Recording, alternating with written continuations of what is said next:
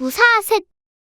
자, 첫 번째, 취득할 때 내는 세금 있죠? 취득세부터 한번 알아볼 건데 네. 결론적으로 취득세는 바뀔 가능성이 극히 적어요. 현 정권 들었었을 때 취득세 중과를 하지 않겠다라고 안을 발표했습니다. 그게 2022년도예요. 2주택자서부터 조정 대상에 있는 주택을 구입했었을 때는 8%거든요. 1주택은 1에서 4부터 3%예요. 2배 이상 높죠? 네. 3주택자는 더 높습니다. 12%예요. 근데 2022년도에 현 정권이 내놨던 그 취득세를 줄이겠다 발의한 내용을 보게 되어지면 2주택자는 1주택이랑 똑같이 1에서부터 3%예요. 3주택자는 8%가 아니라 4%입니다. 취득세를 어마어마하게 깎아주겠다고 이미 발표를 했어요. 근데 이게 국회에 들어갔는데 입법이 됐냐? 안 됐습니다.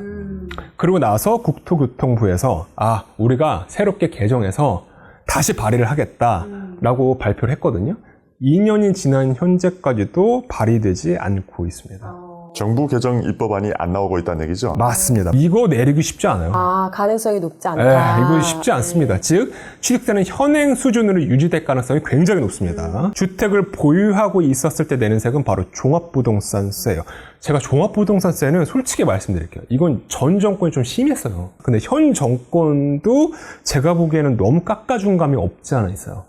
전 정권은 너무 심했고 현 바로 정권은 또 그거야. 너무 깎아줬고. 네. 네. 근데 종합부동산세는 아마 변경되어질 가능성도 제가 보기엔 적진 않을 것 같거든요. 왜 그러냐면 공정시장가액률이라는 게 있어요. 네. 이게 뭐냐면 만약에 20억 원 주택을 내가 만약 보유하고 있다라고 하면 20억 원에 대한 세금을 무과가 되어지는 게 아니라 여기서 일정률을 곱합니다. 그게 공정시장가액 비율이에요. 그게 전 정권에는 몇 %였느냐? 공정시장가액 비율이 80에서 85, 90%까지 올랐어요. 즉 20억 원의 주택을 갖고 있으면 18억 원 정도로 봐서 세금을 계산하겠다 그거였거든요. 현 정권에 이걸 어마어마하게 깎아줬습니다. 몇 %를 깎아줬냐? 60%를 깎아줬어요. 그럼 20억 원의 주택을 갖고 있다고 치더라도 60%를 적용하니까 12억 원으로 보아 종합부동산세를 계산하겠다라고 개정했습니다. 차이가 많이 나긴 하네요. 그렇죠. 그래서 이것 때문에 종합부동산세를 안 내시는 분들이 굉장히 많아졌어요. 실제로도 어마어마하게 깎아줬습니다.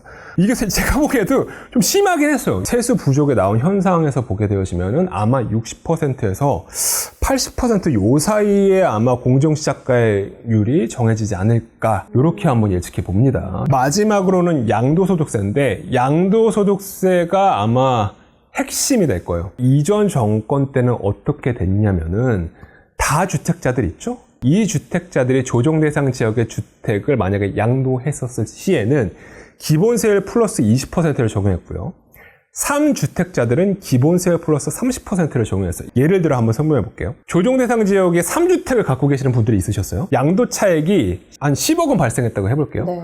그러면 이 분이 지금까지 받았던 그 중과세율이 몇 %냐면 82.5%예요. 엄청나네. 엄청났어요. 이전에는 정말 엄청났습니다. 시세 차익을 거의 가져가지를 못한다는 그쵸. 얘기잖아요. 다 네. 세금 내네. 다 세금 냈었어요. 근데 현 정권에서 야 이건 너무 심하다. 너네 중과세율 좀 배제를 해줄게. 한시적으로 배제를 해줄게. 그게 언제까지?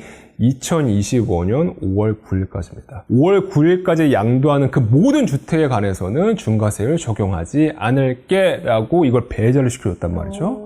근데 이게 연장이 될 것인가가 초미의 관심사입니다.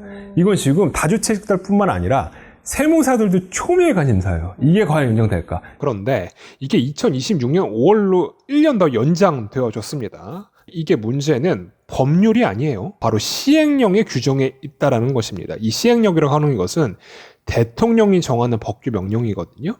여기서 중요한 것은 바로 대통령이 정하는 이라는 이 문구에 있습니다. 지금과 같이 이렇게 탄핵 정국이 지속되어진다면 이 대통령이 정하는 명령이 바뀔 가능성이 굉장히 높죠. 그렇기 때문에 저는 양도소득세 중과배제 규정이 연장되어지는 것이 아무래도 2025년도에 종료되어지지 않을까 이렇게 조심스럽게 한번 예측해 봅니다. 두 번째는 바로 조정 대상 지역의 확대입니다. 조정 대상 지역이라는 게 뭐냐면은 집값 상승을 억제하기 위해서 국토교통부가 지정한 그 일정한 지역들이 있어요.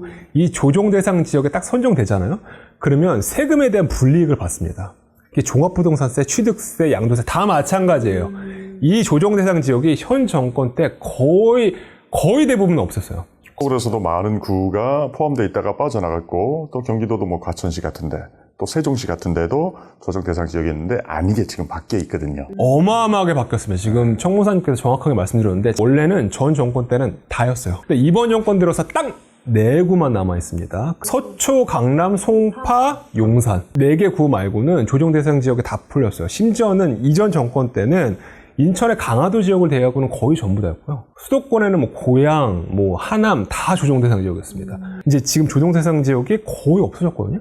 제가 감히 말씀드릴게요. 이 서초, 강남, 파, 용산이랑 인접되어진 이 구는 조정 대상 지역에 포함될 가능성이 거의 높다. 높을 거예요, 진짜. 몇 년 전에 뭐 이렇게 집값이 많이 오르는 것으로 이렇게 분류됐던 뭐 마용성 그런 데가 그렇죠, 마영성. 그 지역은 전부 다 조정 대상 지역에 포함될 가능성이 아마 굉장히 높을 거예요. 아무러네요. 듣다 보니까 뭐 나는 어차피 살 능력도 없고 팔 것도 없고 그쵸. 저도 이제 마용성, 거기는 뭐 그냥 조정 대상 지역이건 아니건 사기가 힘든데 그쪽에 뭐 주택 구입을 계획하고 있거나 이런 분들은 되게 민감하게 반응을 해야겠다 싶은 생각이 들긴 하네요. 그렇죠. 제가 개인적으로 느꼈던 거는 뭐냐면은 현 정권 말고 이전 정권 때는 솔직히 좀 너무 심했어요.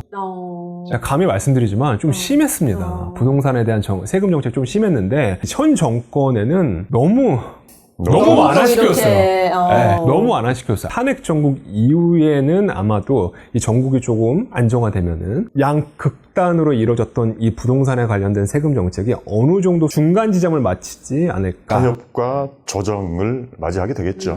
분명히 그런 현상들이 도래하지 않을까. 이렇게 감히 오늘 한번 제가 예상해 봅니다. 대통령에 대해서 탄핵 소추가 되어 있고 탄핵 심판 결과는 모르는 상황이긴 한데 그 이후의 결과에 따라서 이제 정권이 바뀔 수도 있고 또 아닐 수도 있는데 바뀔 수 있는 그런 가능성들이 많이 있겠네요. 맞아요. 그거에 따라서도 되게 중요하게 바뀌냐 안 바뀌냐가 또 결정이 될 것 그렇죠. 같기도 하네요. 네. 어쨌든 뭐 세금을 내는 사람도 있고 안 내는 사람도 있지만 다들 그 분위기가 침울해졌네요.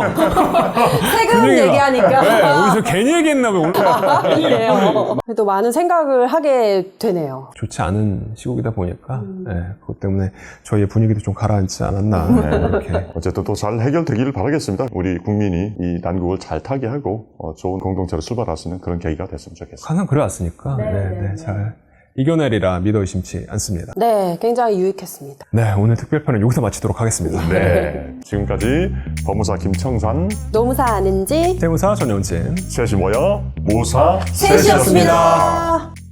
무사 셋